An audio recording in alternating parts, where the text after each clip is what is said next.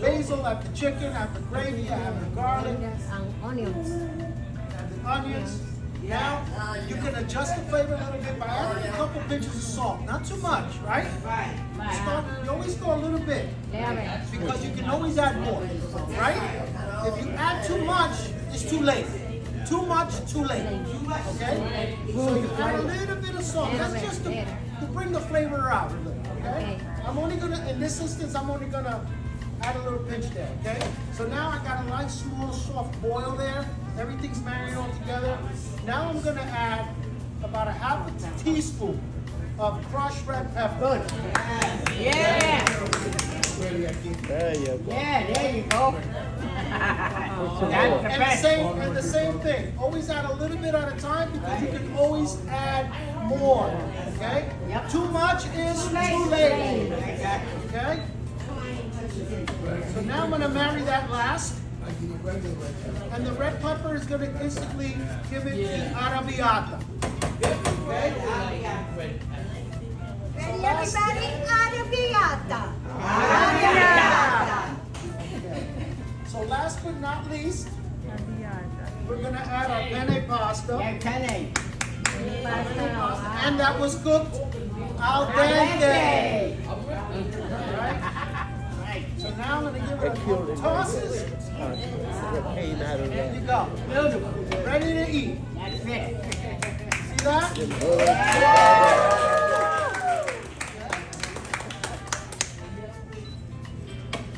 Took a lot of years to learn how to toss that without throwing it all over the place, right? All right. Okay. Any questions? Does anyone have any questions? Somebody's going into the garlic. Okay? Right, we're gonna let that simmer a little bit. See there? Beautiful. Okay? Smells that sticking there. I'm gonna bring that to a low simmer. And then what I have is some pre-cooked pulled chicken.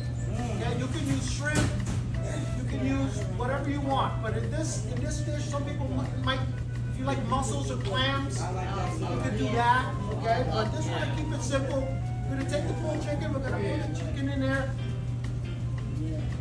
And what I'm going to do also with this is I'm going to marry that gravy with the chicken. Yes. And get that flavor all together. Okay?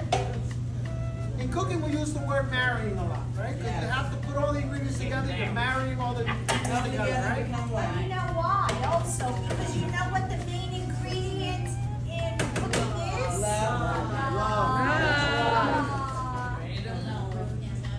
If you don't have that, you don't got nothing, right?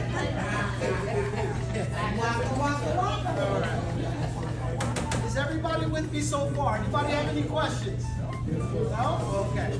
So now for a couple minutes, right? Because the chicken's cooked already, we're just pulling the flavor and we're marrying it with the gravy. Okay?